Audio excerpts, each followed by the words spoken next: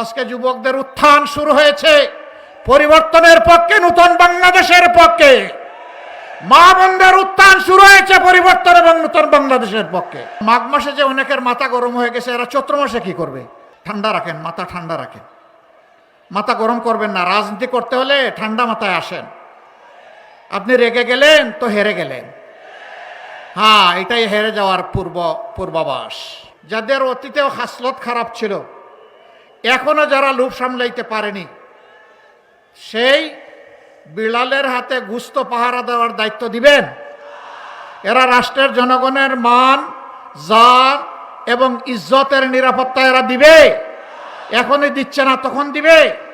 দিবে না। আফসোস, আফসোস, তারাও মজলুম ছিলেন, কেন যে এখন বদলে গেলেন বুঝতে পারলাম না। এমন বিভিন্ন জায়গার দখলদারিত্ব নিতে গিয়ে নিজেদেরই 234 জন শেষ। তারপরে এখন আমাদেরকে খুন করা শুরু হয়েছে। এরপরে আমাদেরকে এখন গালি দেওয়া শুরু হয়েছে। যাদের মানুষ মারা গেল, যারা চাঁদাবাজি করে না, যারা কাউকে কষ্ট দেয় না, যারা দুর্নীতি করে না, যারা মামলা বাণিজ্য করে না, যারা বিভিন্ন ধর্ম বর্ণের মানুষকে হয়রান করে না, তাদেরকে এখন বলা হচ্ছে জালেম। হায় রে আল্লাহ, এ কি দুনিয়ায় পড়লাম এসে। হ্যাঁ, একবার দিল্লির এক ভিক্ষুক, সে রাস্তার ধারে দাঁড়িয়ে বলে, 2টা পয়সা দে রে রাম।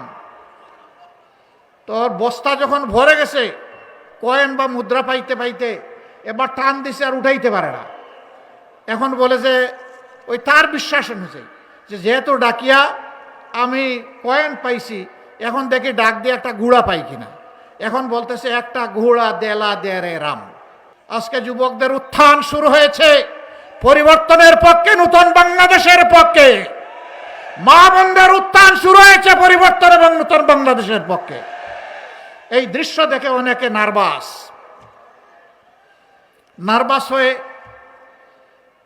আপনাদের এখানে তো বোধহয় এখন মাঘ মাস, তাই না? না চৈত্র মাস? হ্যাঁ, রাজশাহীতে চৈত্র মাস।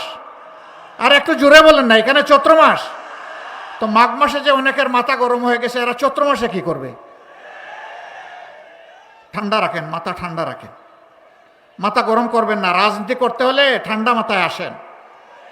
আপনি রেগে গেলেন তো হেরে গেলেন। হ্যাঁ, এটাই হেরে যাওয়ার পূর্বাভাস।